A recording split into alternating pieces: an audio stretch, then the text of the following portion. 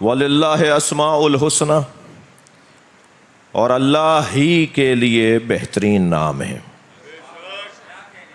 فَادْعُوهُ بِهَا، اسے ان ناموں کے ذریعے سے پکارو.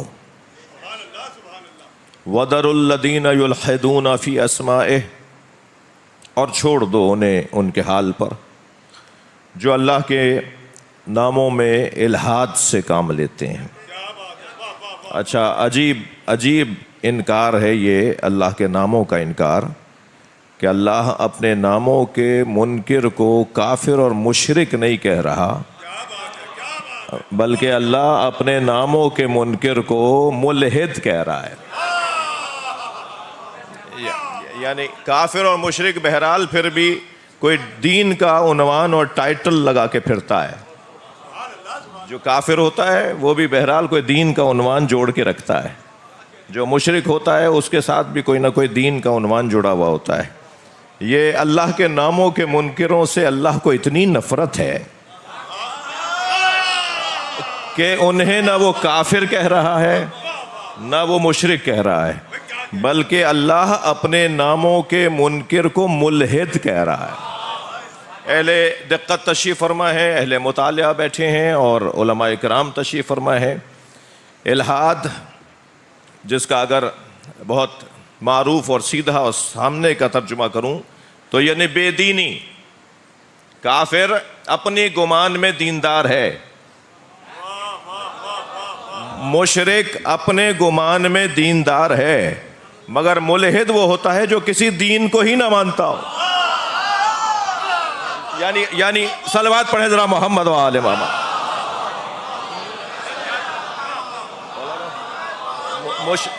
مشرک اور کافر کم سے کم اپنے آپ کو دیندار خود ہی صحیح کہتے ہیں، مگر ملحد وہ جو دین ہی نہ مانتا ہو، بے دین لا دین، اسے ملحد کہا جاتا ہے.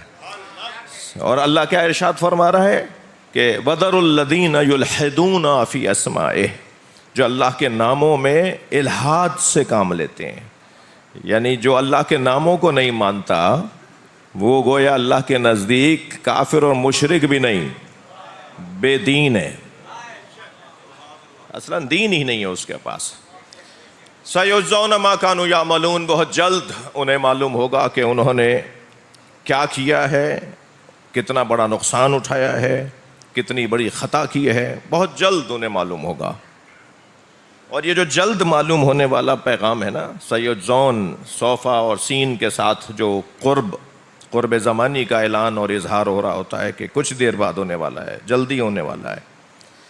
بہت جلد انہیں معلوم ہوگا کہ انہوں نے اپنا کتنا بڑا نقصان کیا ہے. تو وہ جو معلوم ہوگا اس سے ایک مراد تو یہ ہے کہ قیامت بہت جلد آنے والی ہے. اس دنیا میں تو ملمہ کاریاں چل جائیں گی، اس دنیا میں تو قلیاں چڑھا دی جائیں گی، اس دنیا میں تو پیکنگوں کا دور ہے. ویسے بھی یہ زمانہ ہی پیکنگ کا زمانہ ہے. جس کی اچھی پیکنگ ہے اس کی قیمت بھی اچھی ہے. اور صرف پیکنگ کسی مٹھائی کے ڈبے کو نہیں کہتے، بلکہ بعض اوقات میں جس ہولیے میں ہوں یہ بھی پیکنگ ہے. تو خبردار ہولیوں پہ مت جائیے گا، رویوں پہ جائیے گا.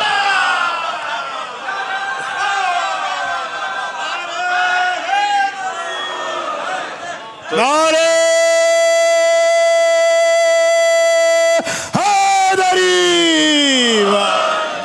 جی اگر آپ کی توجہات میرے ساتھ ہیں تو میں یہاں ایک مرحلہ، ابھی ترجمہ مکمل نہیں ہوا ہے، تفسیر کے بیان میں داخل ہونا چاہتا ہوں کہ یہ زمانہ بڑا خطرناک ہے، یہ زمانہ بڑا پرآشوب ہے. اس سے مراد ہرگز یہی نہیں ہے کہ قتل و غارت گری عام ہے، جی رشوت خوری اور حرام خوری عام ہے. صرف یہی پرآشوبی کی علامتیں نہیں ہیں، بلکہ پرآشوبی کی علامتوں میں سے ایک علامت یہ ہے کہ یہ شناخت کرنا مشکل ہے کہ حق کیا ہے اور باطل کیا ہے، سچ کیا ہے اور جھوٹ کیا ہے. مخلوط زمانہ ہے، جتنا بھی بچ سکیں بچیں. اور یہ زمانہ وہ زمانہ ہے کہ جس میں حرام خود تو نہیں کھاتا انسان، مگر جس کے پاس جا رہا ہے ضروری نہیں ہے کہ اس نے چائے کی پیالی حلال پیسے سے پلائی ہو. تو یقیناً کیونکہ مجھے تو معلوم نہیں، آپ کو تو معلوم نہیں کہ یہ حرام پیسے سے چائے پلا رہا ہے، تو حرام پیسے سے چائے ہمیں تو نہیں معلوم، لہذا اثر وضعی تو اثر شرعی تو نہیں ہوگا، یعنی اس کا پینا شرعن حرام تو نہیں ہوگا، مگر اس کا ہماری مزاج پر، ہماری فطرت پر، ہمارے وجود کے اوپر ایک اثر ہوگا جسے اثر وضعی کہا جاتا ہے. جس کی میں ان بچوں جوانوں کو مثال یہ دوں کہ اگر کوئی کسی مشروب کو شربت سمجھ کر، مشروع سمجھ کر اس مشروب کو پی لے، کسی مشروب کو مشروع سمجھ کے، شربت سمجھ کے پی لے اور وہ نامشروع نکلے، تو پینے والے پر اثر شرعی تو نہیں ہے، مگر کیا نشہ بھی نہیں چڑھے گا؟ نشہ تو چڑھے گا. صلوات پڑھ لیں ذرا محمد و آل محمد. وہ جو نشہ چڑھے گا اسے اثر وضعی کہتے ہیں علماء کرام. جی اس کے اثرات ہیں، اس کے نتائج ہیں جو انسان کے بدن پر ہیں. اور اس وقت مملکت کے اندر جو مسائل ہیں ان میں سے ایک بڑا مسئلہ حرام خوری کا ہے. بھائی آپ کیوں پریشان ہو رہے ہیں؟ 4 چیزوں نے پاکستان کو اس وقت پریشان کر رکھا ہے. سب سے پہلا مسئلہ نااہلی کا مسئلہ. بھائی آپ کے حقوق کی بات کر رہا ہوں. سب سے پہلا مسئلہ نااہلی کا مسئلہ ہے. جی میرٹ کے بنیاد پر، قابلیت کے بنیاد پر کرسیاں نہیں مل رہی. بڑی عنایت آپ کی توجہات ہیں. اب میں کیونکہ ایک انقلابی عالم دین کے گھر کی مجلس ترحیم ہے تو میں جانتا ہوں کہ مجھے کیسے بولنا ہے. ایک صلوات پڑھیں ذرا محمد و آل محمد.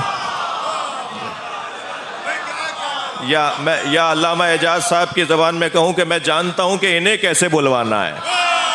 بھائی صلوات پڑھ لیں محمد و آل محمد.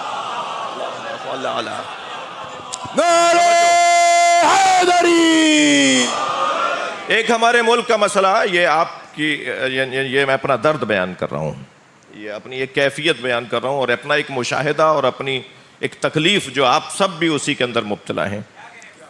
نااہلی اس ملک کو نقصان پہنچا رہی ہے. پرچیوں کی بنیاد پر لگنے والے افسران، سفارشوں کے بنیاد پر بیٹھنے والے اور مقرر ہونے والے اور پوسٹنگ پانے والے افسران، نااہلی اس ملک کے لیے خطرناک ایک وبا، ایک ناسور، ایک خطرناک ایک بیماری ہے.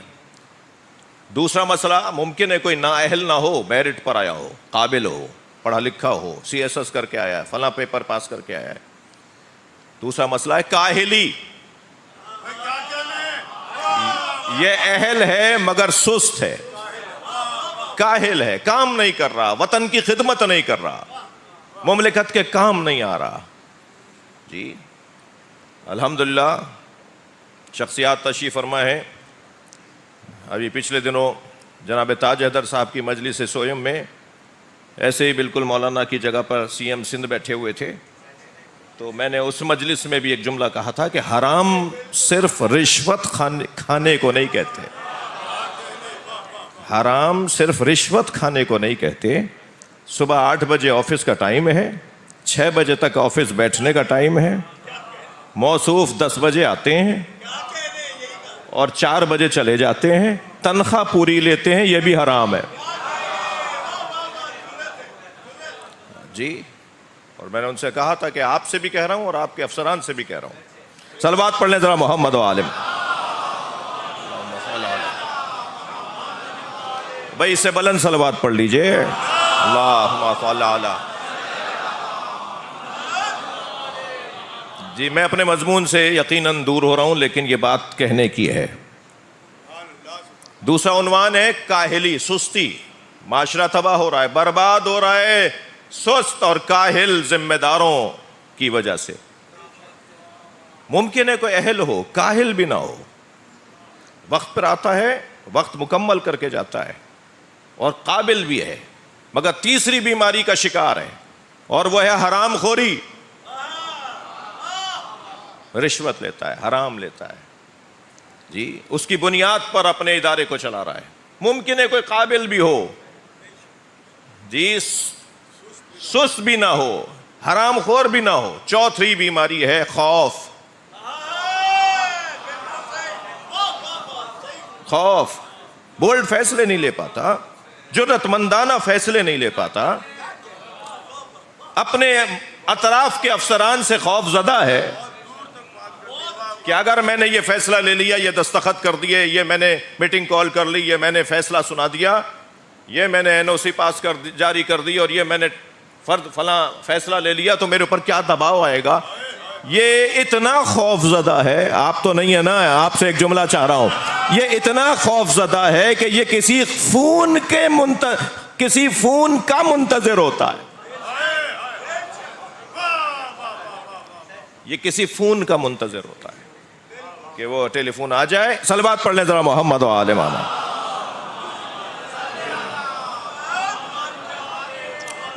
تو عزیزو، اللہ ملحدوں کو پسند نہیں کرتا. چھوڑ دو ان کو ان کے حال پر. ایک تو مراد یہ ہو سکتی ہے کہ بہت جلد انہیں معلوم ہوگا کہ انہوں نے اپنا کیا نقصان کیا ہے، کہ قیامت قریب ہے، یہ مراد ہے. اور ایک مرتبہ مراد یہ ہے کہ اللہ اسی دنیا میں ایک ایسا ماحول بنائے گا کہ جس ماحول میں کوئی شخص بھی ایسا نہیں ملے گا جو علی کے دروازے پہ نہ ہو. یعنی سب کو بالآخر اہل بیت کے دروازے پر آنا ہے. جی آنا ہے،